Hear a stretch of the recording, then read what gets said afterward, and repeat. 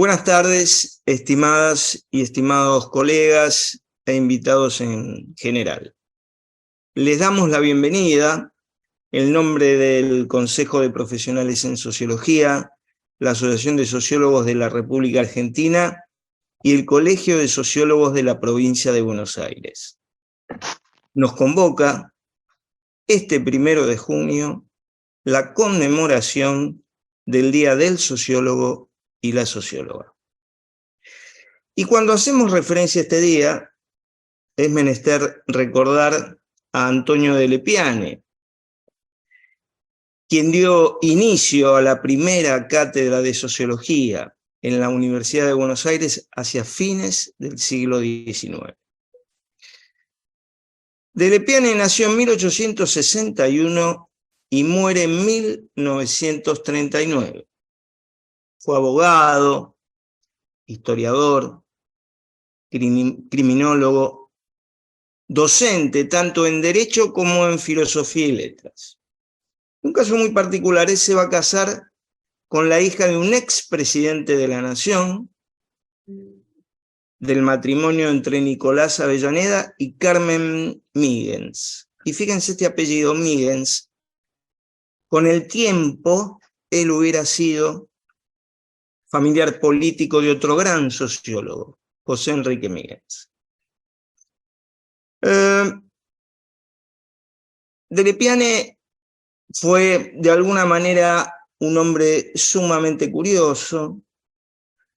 Sabía leer inglés, por lo que leyó a Bentham, leyó a Hobbes, leyó a Spencer y lo criticó, sobre todo a Spencer, por su concepto biologicista de la sociología. Él decía, si seguimos considerando a la sociología desde un aspecto biosocial, vamos a terminar en una psicología, o lo que es peor, en una psicología de masas. Y acá nos retrotrae a lo que escribió alguna vez Sigmund Freud en aquel escrito tan importante que fue Psicología de Masas y Análisis del Yo. Es decir, coincidía él con lo que escribió Freud oportunamente. No sabía francés, pero quería leer a Comte y a Durkheim, y entonces estudió francés, leyó a Comte, lee a Durkheim, lee las reglas del método sociológico y dice, no es necesario que exista algún método en particular. Cada investigador tiene su propio método, decía de Lepiane. Qué interesante.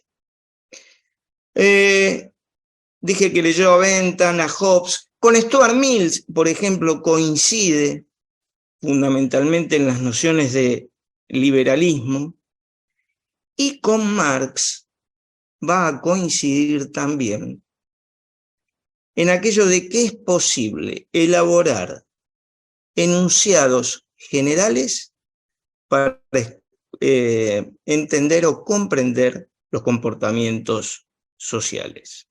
Cuando se dedica a la criminología, estudia a Lombroso y se va a distanciar del pensamiento lombrosiano porque dice, son opiniones sumamente extremas. Esto también lo lleva a distanciarse de José Ingenieros. Como verán, estimados y estimadas, Antonio de Lepiane honró a nuestra disciplina y realmente me resulta muy gratificante esta breve síntesis y les agradezco que me lo hayan permitido. Y ahora sí, vamos a pasar entonces a lo planificado para este primer panel. Invito entonces y le cedo la palabra a la presidenta del Consejo de Profesionales en Sociología, la licenciada Evangelina Pérez Aramburu. Evangelina, todo tuyo. Bueno, hola, buenas tardes, ¿me escuchan bien? Sí, sí. Sí, genial, bueno, buenísimo. Bueno, muchísimas gracias. Primero, feliz día a todos los colegas que se encuentran en este evento y muchísimas gracias a todos los que de alguna forma están participando o participarán después de la grabación de este evento. Unas pequeñas palabritas antes de comenzar. Nos reunimos no solo para honrar nuestra profesión, sino también para promover el intercambio de ideas y el aprendizaje colectivo. Es un momento en el que podemos reflexionar sobre los desafíos y oportunidades que enfrenta nuestra sociedad y cómo las miradas sociológicas nos ayudan a comprender mejor esos procesos. Bienvenidos entonces a nuestro panel número 1, el humor social de los argentinos en un contexto de elecciones. Entender la atmósfera emocional en la que se desenvuelve lo político deviene crucial para poder interpretar nuestro presente, tal como enuncia Antonio Gutiérrez Rubí en su libro Gestionar las emociones políticas. Los estados de ánimo se han convertido en auténticos estados de opinión y tienen una repercusión importante tanto en la política como en las elecciones. Esperamos que esta conversación sea inspiradora, enriquecedora y nos motive a seguir explorando y reflexionando sobre los desafíos y las transformaciones de nuestra sociedad. Si me permiten, quisiera hacer una pequeña referencia a nuestros destacados oradores, Eduardo Fidanza y Federico Aurelio. Eduardo Fidanza es un reconocido sociólogo y analista político argentino. Especializado en sociología política, Fidanza ha trabajado en el ámbito académico y también ha tenido una destacada participación en los medios de comunicación de Argentina. Fidanza ha ocupado diversos roles a lo largo de su carrera. Es director de la consultora Poliarquía Consultores, una de las principales firmas de investigación de opinión pública y análisis político en Argentina. También ha sido y es columnista y colaborador en importantes medios de comunicación donde ha compartido sus análisis y opiniones sobre temas políticos y sociales. Fidanza es reconocido por su capacidad para interpretar y explicar los procesos políticos de una manera clara y accesible para el público en general. Federico Aurelio. Federico Aurelio preside la reconocida consultora Aresco, firma de consultoría y estudios de opinión pública en Argentina, que se especializa en la realización de encuestas, análisis de datos, investigaciones de mercado y asesoramiento estratégico para clientes, tanto en el ámbito político como empresarial. La consultora ha ganado notoriedad en el ámbito político por su participación en la realización de encuestas electorales y la gran interpretación de los resultados. Sus estudios y análisis han sido citados y referenciados en diversos medios de comunicación de argentinos. No podemos dejar de destacar la figura de Julio Francisco Aurelio, quien fue un sociólogo y consultor político argentino.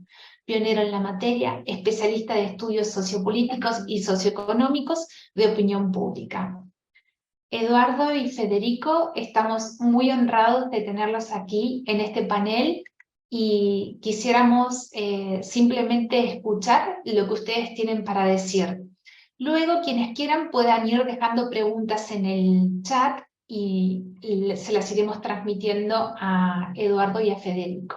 Bueno, bienvenidos, muchas gracias.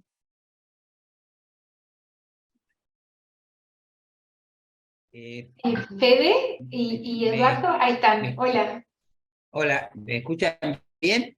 Sí, muy bien. Bueno, Evangelina, no sé cómo vamos a ordenarlo. Buenas tardes a todos, es un gusto estar acá. Si les parece, Eduardo, te escuchamos unos 15 o 20 minutos. Y lo mismo Federico, pero de todas formas, siéntanse libres. Si en algún momento, Fede, vos querés dialogar con Eduardo, no hay problema. Por ahí, para esquematizarlo, podemos escucharlo a Eduardo y después a Fede, y luego las preguntas y respuestas. ¿Les parece bien? Perfecto. Yo no tengo inconveniente. Okay. Bueno, quiero decirles que no preparé una presentación como tal. Me siento más cómodo con los colegas en un intercambio, en una conversación. Faltó decir, Evangelina, lo que yo creo que va a ser mi único aporte a la historia de la sociología, que fue la creación de la cátedra sobre Max Weber, enseñé yo 25 años y ahora la cátedra sigue. Tiene al frente a un titular que me superó a mí, de lo cual me alegró mucho, que es Eduardo Weiss. Así que bueno, con Weber hemos hecho un ciclo importante y siempre es una clave, como sabemos, para la interpretación del presente. Bueno, voy a tratar de responder a la pregunta que motiva a la mesa, el humor social de los argentinos. Y voy a empezar diciendo que para tratar de interpretar, de entender cuál es ese estado anímico de la sociedad, creo que tenemos que ir hacia atrás en la historia de la democracia, se cumplen 40 años, y creo que cada momento de estas 4 décadas tuvo una característica determinada. Esto empieza en el año 83 con una fase bien carismática, ¿no? Que fue la democracia recuperada, que no es solamente un logro, por cierto, de Raúl Alfonsín y de los radicales, sino del conjunto de los partidos políticos, en especial los 2 partidos históricos de la Argentina, ¿no? El peronismo y el radicalismo. Ahora, si nosotros pensamos en aquel carisma de la democracia y nos remitimos al presente, vamos a ver que cambiaron muchas cosas. Y este cambio, en cierta manera, me gustaría escucharlo sobre eso a Federico, también tiene una consecuencia bastante compleja para el método que nosotros empleamos de investigación, ¿no es cierto?, para los sondeos de opinión. ¿Por qué? Y bueno, porque aquellos jóvenes que éramos nosotros, y el promedio de la población estaba políticamente informada, la gente estaba interesada, la democracia era una novedad bienvenida, se vivía la libertad después de la opresión de la dictadura. Todo ese entusiasmo facilitaba también la investigación sobre las tendencias políticas. La gente sabía qué elegía, en la siguiente elección recordaba a quién había elegido, y en general tenía una plataforma de argumentos, ¿no es cierto?, un stock de ideas articuladas que permitía o los convertía, ¿no es cierto?, en individuos con requisitos para participar en la vida democrática, pero también para dar cuenta de la vida democrática a través de la respuesta a un cuestionario, de abordaje de una entrevista, etc. De manera que ese es el punto de inicio, este es el punto donde estamos. Yo no marcaría involuciones, ¿cierto? No me gusta la idea de la decadencia, no me gusta la idea de, bueno, miremos lo que es esto y comparemos con aquello, no me parece. Simplemente, y esto le ha ocurrido a todos los países, el carisma de la democracia se desgasta y bueno, las fases históricas se van sucediendo. Ahí yo creo que hay que marcar como momento, ¿cierto? Y esto tiene que ver con el humor social del presente y también de 4 décadas atrás. ¿Qué quiero decir? Cuando los argentinos accedemos por nuestra propia práctica a la democracia, nos afiliamos masivamente a partidos políticos y, digamos, no digo consumimos, pero sí nos apropiamos de esa nueva forma de vida, de esos valores. Eso dura un tiempo relativamente corto hasta que emergen en el humor popular, vamos a decir así, una demanda que, al menos desde que investigamos por medio de encuestas, nunca dejó de tener el primer lugar en el ranking de preocupaciones de los argentinos. Esto es la economía, manifestada como inflación, manifestada como ingresos insuficientes, como desempleo, etc. Quiero decir, al cabo de 5 años de gobierno caracterizado por la irrupción de la democracia, los derechos humanos, etcétera, etcétera, llegamos a un escenario de hiperinflación y la gente dejó de demandar lo mismo que demandaba 5 años atrás para poner en primer lugar la cuestión económica, y eso fue lo que dio lugar después a la década del 90, a una respuesta, por así decirla, sui generis del peronismo comparado con su historia, que fue el menemismo, hasta llegar a fin de ciclo, o de siglo, que también fue un fin de ciclo, con el estallido que tuvimos, y otra vez, ¿no es cierto?, a poner en el primer lugar la cuestión económica irresuelta. A eso le sigue la recuperación económica argentina espectacular de los primeros años de este siglo, pero volvemos. ¿Qué vemos estos años? Y vemos competir, según las regiones, según los momentos, vemos competir a la economía como la gran preocupación nunca resuelta, y después la inseguridad. Hoy, si nosotros hacemos una encuesta nacional,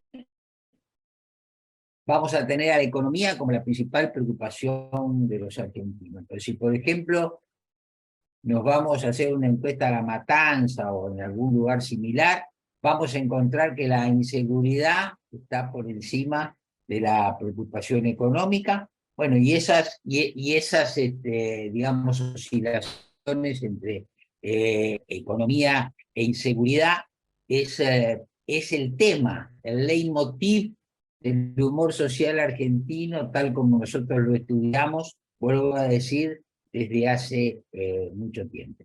Yo a este humor social le agregaría ahora un tema que se va colando, más cuando uno le pregunta a la gente cuál es el principal problema de la Argentina, diferenciado de la pregunta cuál es el principal problema suyo y de su familia, y cuando la gente se pone a caracterizar, aparece lo que nosotros en Poliarquía reunimos bajo el título de problemas políticos e institucionales. ¿Qué es esto?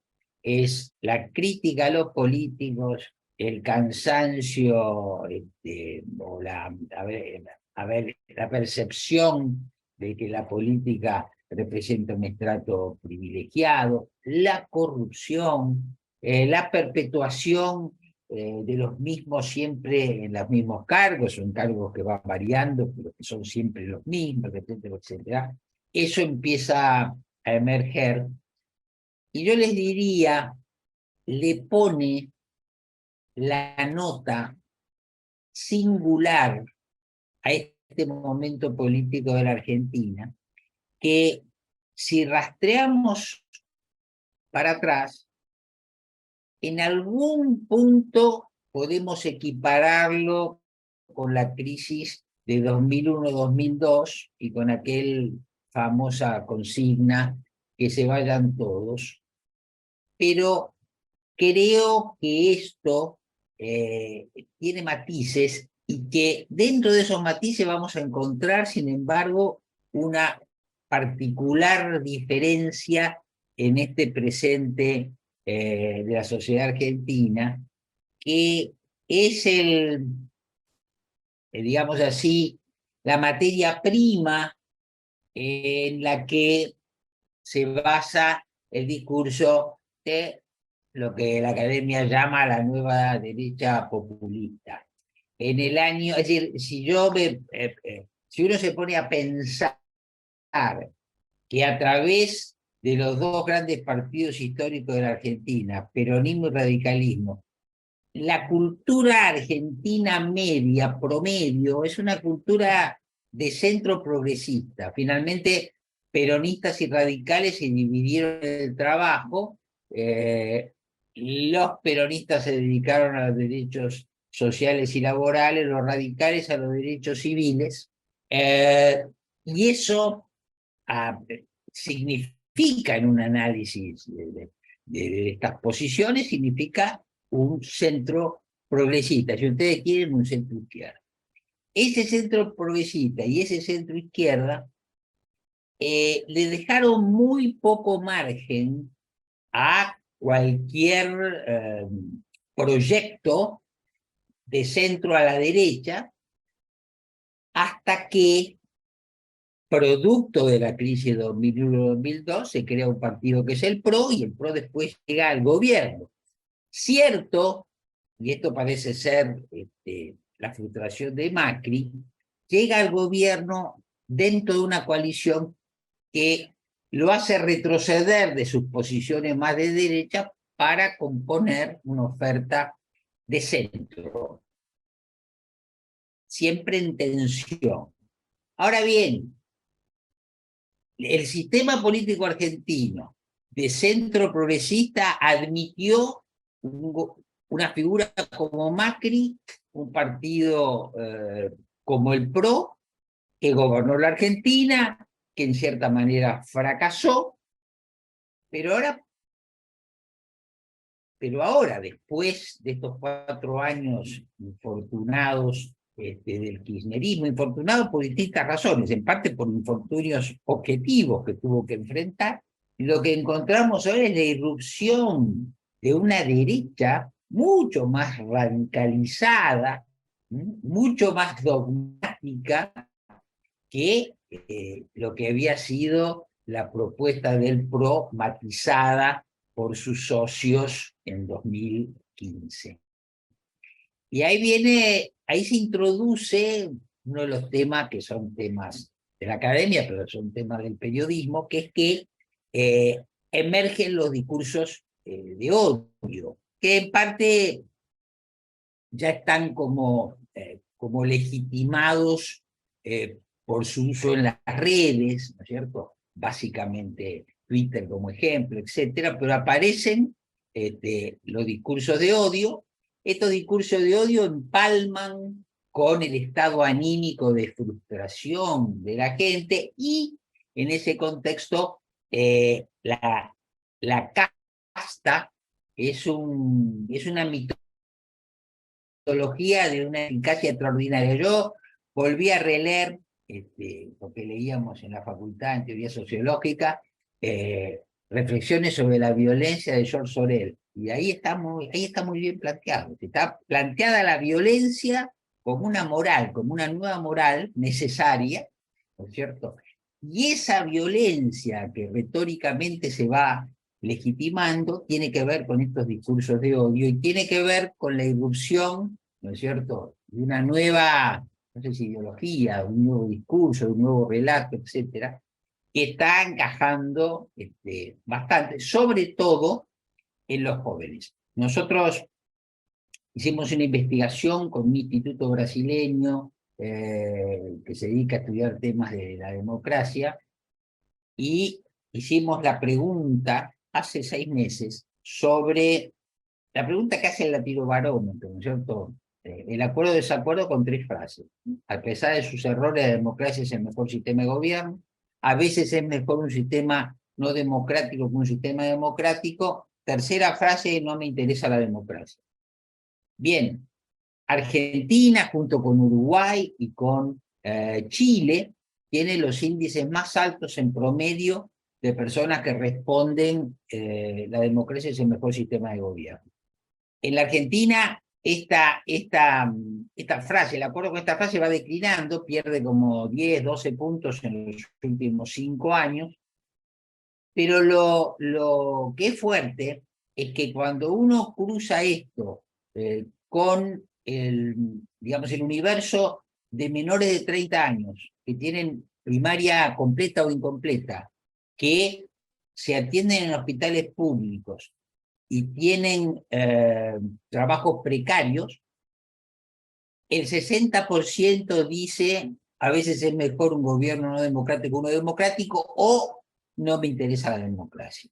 Y ahí se abre un hueco muy, muy grande por donde fluyen los votos hacia Milei desde la base social medio baja, y después tenemos del otro lado, de la clase media alta, tenemos también, ¿no es cierto?, ese cansancio, ese hartazgo de los más jóvenes respecto del sistema, y digamos, en principio, la impugnación que se deriva de ese estado anímico, de ese humor social, tiene un tono que deja bastante atrás a la propuesta de centro-derecha matizada del PRO de hace 8 años.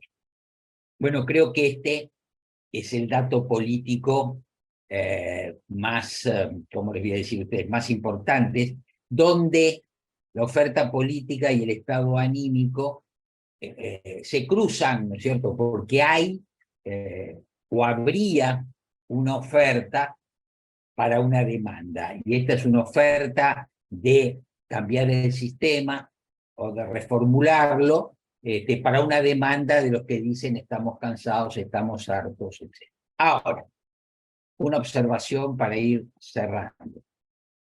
Y yo me estoy preguntando, a medida que veo avanzar la campaña, ¿qué es más peligroso para el sistema democrático, tal como supongo que los que estamos en esta mesa virtual lo concebimos?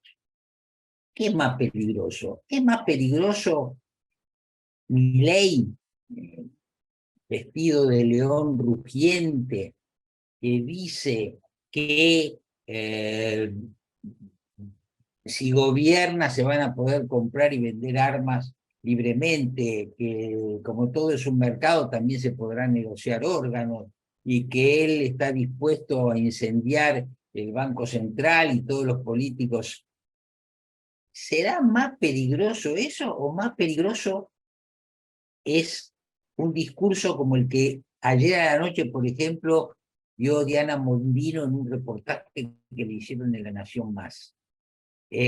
Donde con un estilete mucho más fino, ¿no es cierto?, mucho más pensado, mucho más reflexionado, expone crudamente idea de la más rancia derecha económica, pero lo hace de una manera educada y se permite relativizar las cosas que dice Milei. Esa oferta, donde uno grita desaforadamente sus consignas y fideliza a sus votantes, es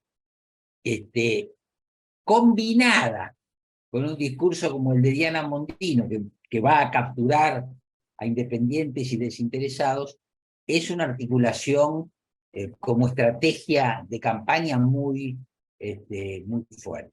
Así que bueno, esas son las inquietudes que yo les puedo plantear relativamente de forma improvisada para, digamos, que podamos intercambiar, pero esta es mi reflexión. Estamos en un momento de un humor social muy, muy particular, que no significa que la gente esté despolitizada, sino que a la inversa, podría estar en un proceso de politización, solo que esta politización no guarda relación con ninguna de las expresiones anteriores que vimos en la democracia, y, digamos, tal vez hay una referencia en el menemismo,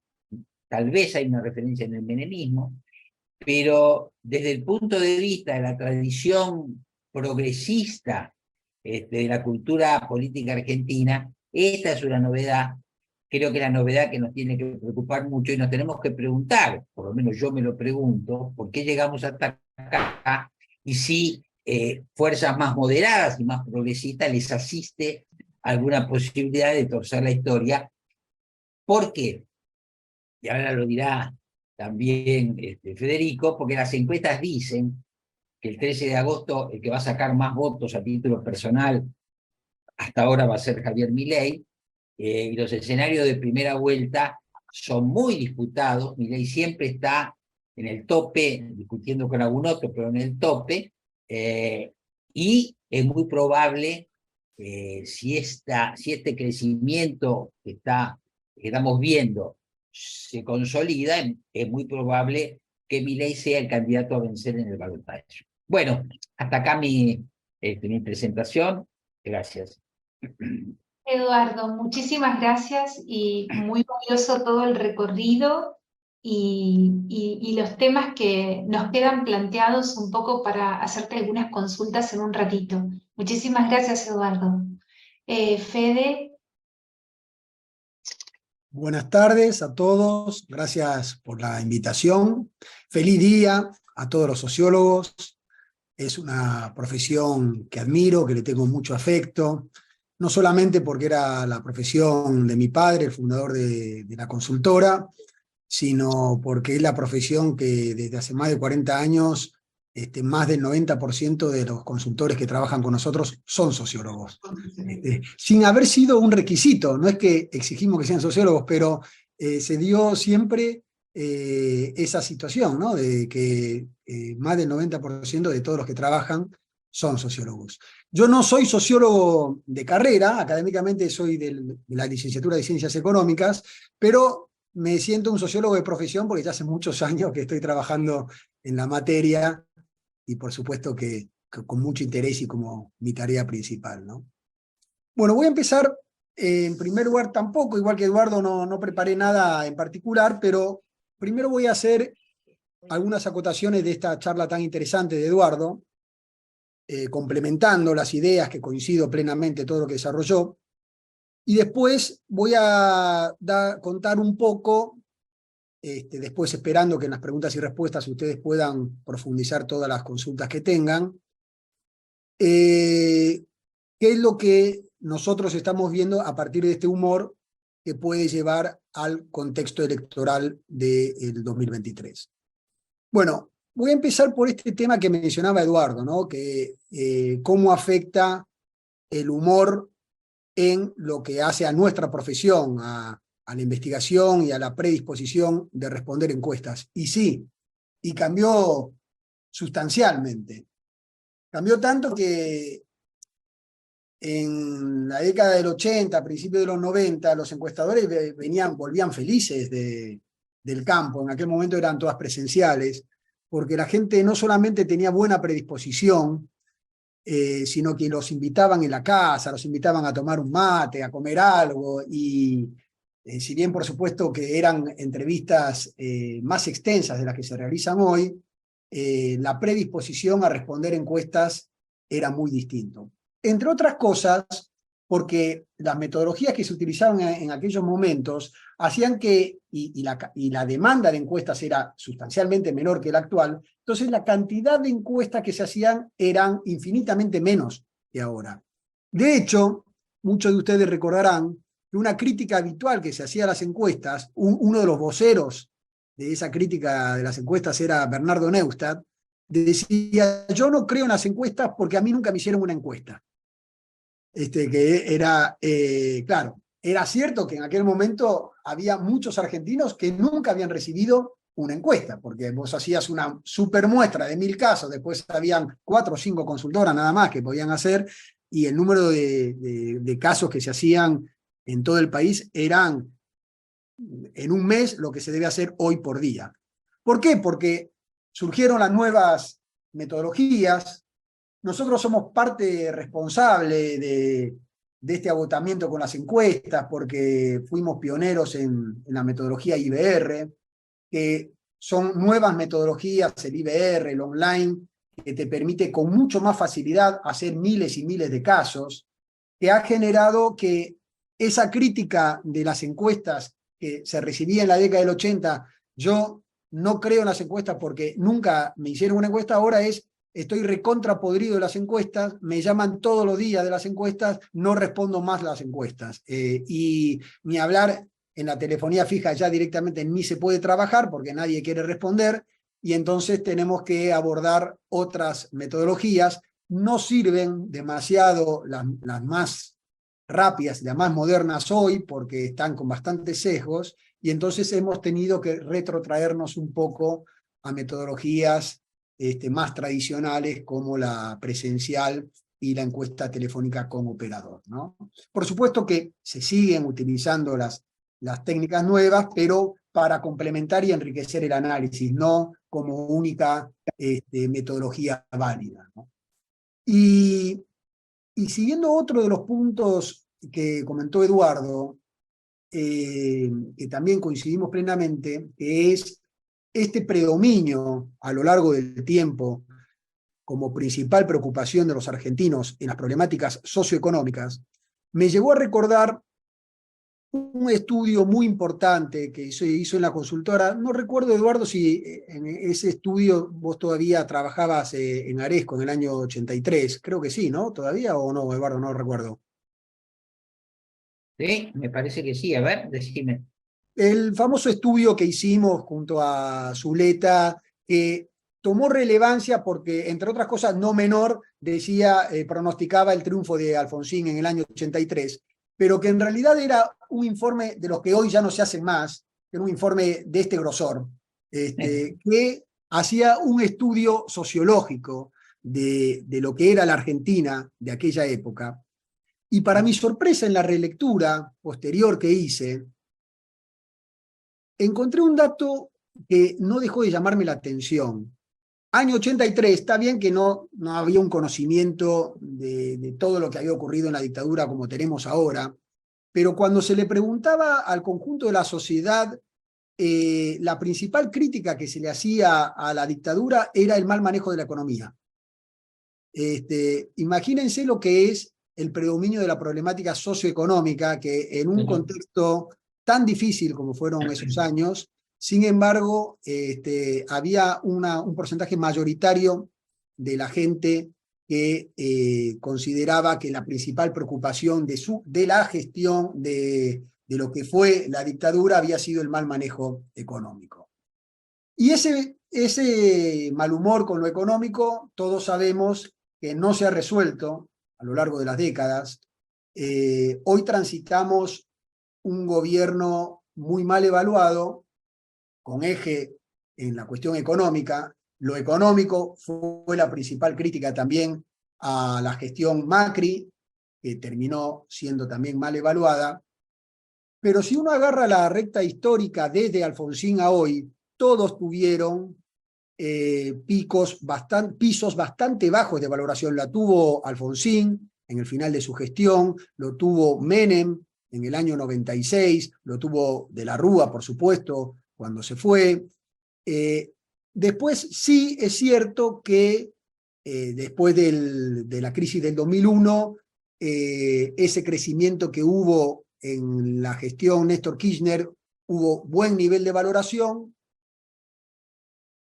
En la gestión Cristina Fernández Kirchner no se llegó a tocar los valores de valoración negativos actuales. Sí llegó a tenerlo Macri en algún momento, y hoy estamos transitando el peor momento de valoración de la gestión actual. Inclusive peor, el piso anterior había sido el mes anterior, en julio del 2022, antes de que asumiera Sergio Massa en el Ministerio de Economía, que recordarán que hubo bastantes incertidumbres en las cuestiones económicas, movimiento diario del dólar, como la que hemos transitado en el 2023. Esa etapa de Macri permitió una leve recuperación en finales del 2022, pero con la acentuación de la crisis económica en el 2023, sumado a la visibilización que hubo del narcotráfico de Rosario, la problemática de la inseguridad que también se visibilizó con varios casos y demás, generaron un combo de mal humor, de un deterioro del mal humor que ya existía, que no solamente lleva a una muy mala valoración de lo que hemos transitado, sino que es una muy mala valoración de lo que estamos transitando y una mala expectativa de lo que se viene, ¿no? 7 de cada 10 creen que, a pesar de la crisis económica, que alguno podría decir, bueno, pero con todo lo que viene cayendo la situación económica, algunos, la mayor parte de los argentinos, debieran considerar que hemos encontrado el piso. No, no. Los argentinos siguen creyendo, 7 de cada 10, de que la situación puede estar peor. Y en ese contexto, vamos a ir a lo electoral. ¿Y cómo incidió este deterioro del humor en la cuestión electoral? En primer lugar, con el crecimiento de un tercer espacio, algo absolutamente novedoso, pasamos de tener una polarización en la elección 2019, donde entre el peronismo y Cambiemos tuvieron el 90% del electorado. Apareció en una primera etapa Milei en la elección 2021 en la ciudad de Buenos Aires, único distrito donde tuvo representación, con un 17%. Parecía que eso podía ser un fenómeno de la ciudad de Buenos Aires. No fue así, se nacionalizó su posicionamiento, no tanto por lo que él representa, sino por lo que la gente quiere que represente. Tuvo un crecimiento muy importante en el 2022, principalmente en el crecimiento del 2022 eran ex votantes de Cambiemos que no se sentían del todo contenidos con los candidatos actuales. Pero en el 2023, con esta acentuación, seguía siendo en el 2022 el tercer espacio político, a unos 10 puntos en intención de voto de lo que representaba Cambiemos y el peronismo, que en aquel momento, producto de la expectativa que había generado Massa, inclusive a finales del 2022 podemos pensar que estaban bastante similares en el voto Cambiemos y el peronismo, y en un escalón más abajo Milei. Este deterioro que tuvo sobre todo el oficialismo en el 2023, llegando a este piso más bajo de valoración del gobierno actual, generó una caída adicional del peronismo, que en esta ocasión el que más la capitalizó fue Milei. Tuvo un crecimiento adicional Milei, del que ya había tenido en el 2022, en esta ocasión, de acuerdo a nuestras mediciones, producto de la caída del peronismo, y hoy está en una situación bastante competitiva en la primaria, por ahí siguen en el tercer lugar, pero muy cercano a los dos primeros, y sobre todo es más competitivo aún en la primera vuelta, porque Cambiemos entre la primaria y la primera vuelta, no solamente no tiene el crecimiento que habitualmente tuvo en todos los procesos electorales anteriores, gracias al voto útil opositor, donde la gente que no quería que ganara el peronismo veían como que el único espacio competitivo era Cambiemos, y entonces creció siempre entre la primaria y la elección general, menos en el 2021. Pero en esta ocasión, las diferencias que están mostrando los distintos candidatos de Cambiemos, sobre todo los dos más importantes, Larreta y Bullrich, están haciendo que haya una fuga de votos. Cuando uno le dice, bueno, ganó Larreta, hay parte de los votantes de Bullrich que se van, o al revés, le dice, ganó Bullrich, hay parte de los votantes de Larreta que se van. Y entonces cae Cambiemos, sube también Milei, y terminamos hoy con un escenario de primer vuelta de triple empate. Es decir, que hoy por hoy no está definido cuáles son los dos espacios que van a clasificar al balotaje, porque hoy por hoy está previsto que haya un balotaje, porque hoy por hoy nadie está superando los 40 puntos de intención de voto y nadie tiene una diferencia de 10 puntos respecto al segundo. ¿Y qué características tiene ese voto de Milei? Complemento dos cuestiones a lo que comentó Eduardo. Todos ya hemos escuchado varias veces que tiene un altísimo nivel de composición, 2 de cada 3 de los que lo votan son menores de 35 años. Pero hay otro dato muy interesante que se le está dando menos importancia, pero yo creo que tiene igual o mayor relevancia que la cuestión de la edad, que es el sexo. 2 de cada 3 que lo votan a Milei son hombres. De hecho, de acuerdo a nuestras mediciones, entre los hombres de todo el país, de todas las edades, Milei casi estaría ganando en primera vuelta, o te diría que está ganando en primera vuelta. Hoy no está ganando en primera vuelta porque entre las mujeres tiene la mitad del voto que entre los hombres. Entonces yo siempre ironizo y digo, si Milei tuviera la suerte, no sé si en este caso ser presidente es tener una suerte, ¿no? Pero suponiendo que para él sea una suerte ser presidente de los argentinos, va a tener obviamente problemas políticos, porque todos sabemos que tiene poca representación legislativa, va a tener, aunque gane la elección, no tiene gobernadores afines, no va a tener intendentes afines, con lo cual va a tener dificultades políticas, va a tener dificultades económicas, porque todos sabemos lo que es transitar la situación económica de la Argentina, pero aparte va a tener problemas con las mujeres, porque hoy por hoy, entre las mujeres tiene un posicionamiento muy distinto y no cambia. No es que a lo largo del crecimiento que fue teniendo en el tiempo fue cambiando la composición. Cambió la composición, por ejemplo, que hay más porcentaje de peronistas dentro de su voto de lo que había el año pasado, pero por sexo sigue estando la misma relación. Hay algo que las mujeres están detectando en Milei que los hombres no lo están viendo, o al revés, pero indudablemente el posicionamiento es muy distinto. En un contexto donde 1 de cada 3 argentinos dice que tiene pocas o ninguna ganas de ir a votar, y en un contexto donde, aparte de la incertidumbre electoral que les contaba, hay una cuestión que nosotros consideramos que va a ser uno de los factores esenciales en la definición de la elección de este año, que es el nivel de reflexión que haga el elector en su voto. Hoy por hoy está primando la emoción, el voto impulsivo. Muchos colegas consideran que este siempre fue el factor que predomina.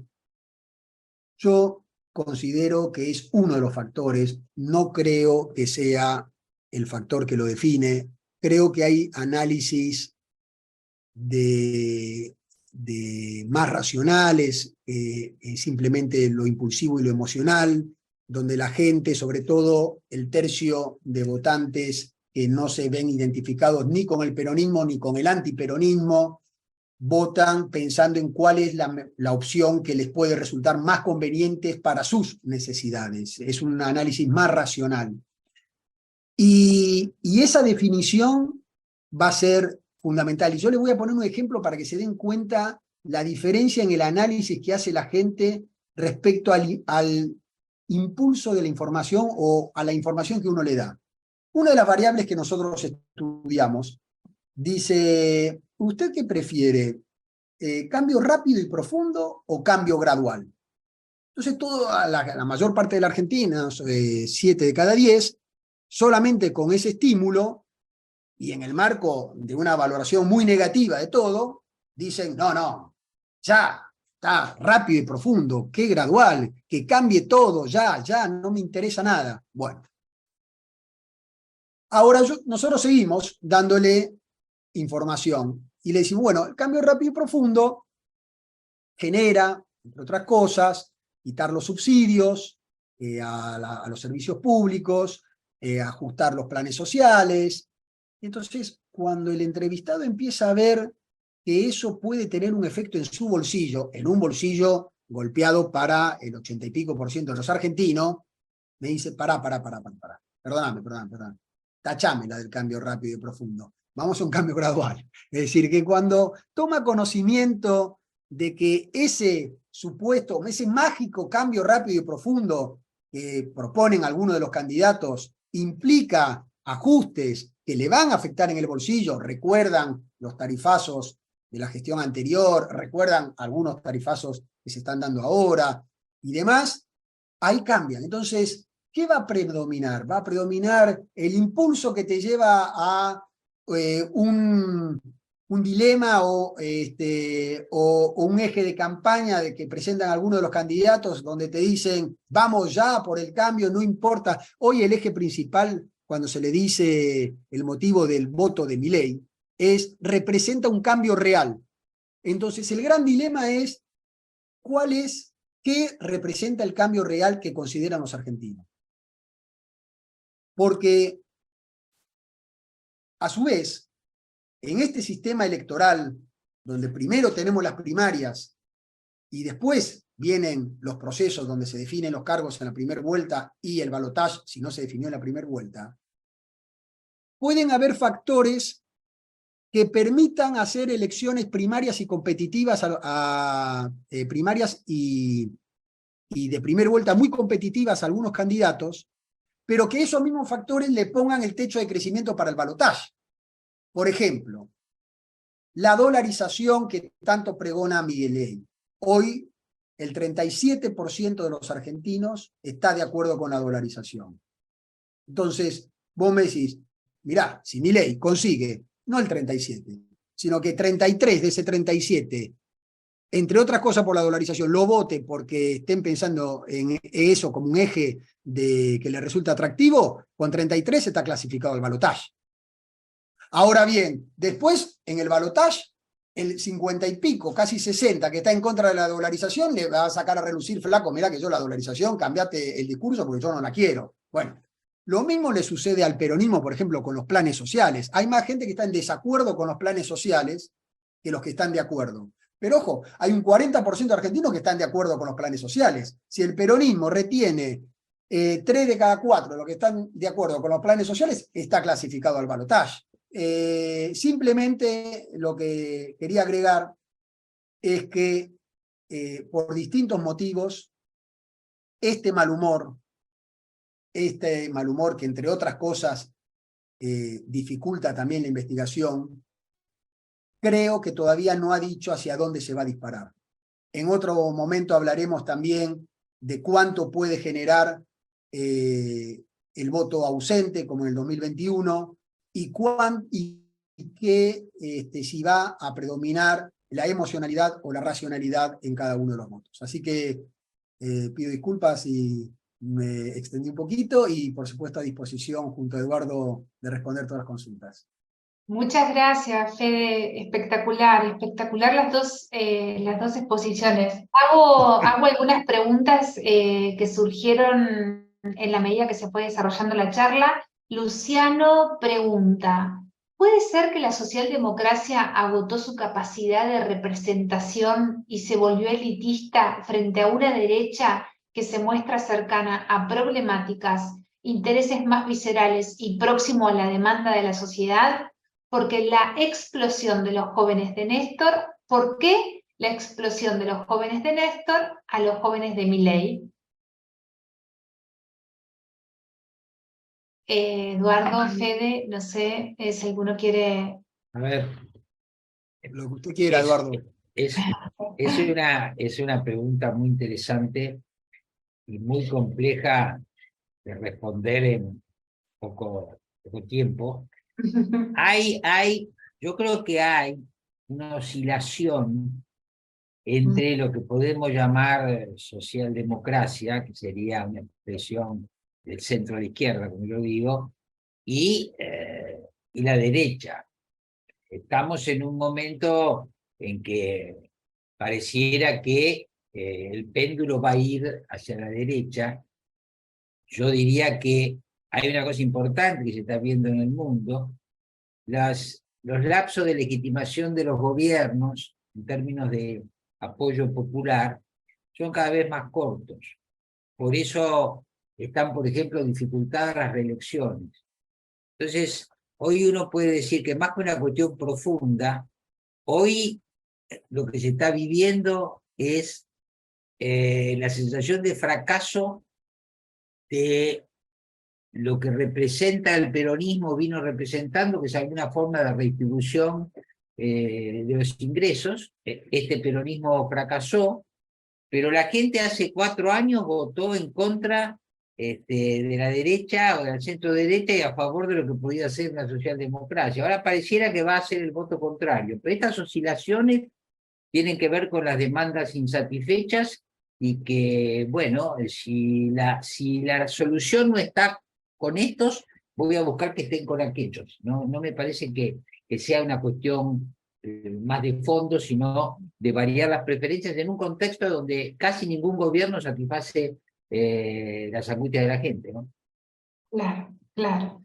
Gracias. No sé si querés, Fede, agregar alguna acotación. Gracias, Eduardo. Si no, paso a otra pregunta. A ver. El gobierno, a ver, Luciano, Leonor, ¿el gobierno de Macri fracasó por inoperante o por una oposición que no lo dejaba gobernar? si ahora se da la misma situación y sube un gobierno opositor al actual, ¿se repetirá la misma situación? A ver, Federico. Eso es ciencia ficción. Yo creo que la duda de cómo le va a ir al próximo gobierno excede la ideología y quién va a ser, digo, porque me parece que la Argentina tiene problemas graves intrínsecos, independientemente que lo gobierne Cambiemos o que lo gobierne el peronismo o que sea el mismo Milei, porque la inflación es para todos igual y habrá que ver. Lo que no había ninguna duda que la expectativa que había generado Macri de pobreza cero y de la inflación la resolvía de taquito era una simple acción de marketing, ¿no? Que aparte sigue con esa misma acción de marketing porque en el día de ayer dijo que el próximo gobierno, que asume el 10 de diciembre, antes de fin de año, es decir, en 20 días, tiene que tener un solo dólar. No sé, hoy tenemos $50, ahora hay que ser mago para conseguir en 20 días unificar todo en un solo dólar. El próximo gobierno tiene desafíos intrínsecos de los problemas de la Argentina que si no consigue, entre otras cosas, que haya consensos de todos los espacios políticos para tomar medidas, seguramente vamos a estar en problemas. Me parece que más que quién gane es si se consigue o no de una vez por todas llegar a acuerdos para no verse beneficiado como opositor de lo mal que le va al oficialista, sino que se tomen las decisiones que corresponden pero en conjunto, es decir, con el voto mayoritario de los principales espacios políticos. Ok, gracias Fede. Eduardo y Federico, millones de gracias por todo lo que contaron. Nos quedan un montón de preguntas pendientes para hacerles y bueno, esperemos invitarlos próximamente. Por supuesto que se pueden quedar, pero agradecemos el valioso tiempo que han estado con nosotros y les agradecemos un montón todos los aportes. Muchas gracias. Chao, buenas tardes, gracias. Adiós. Gracias a todos. Chau, chau.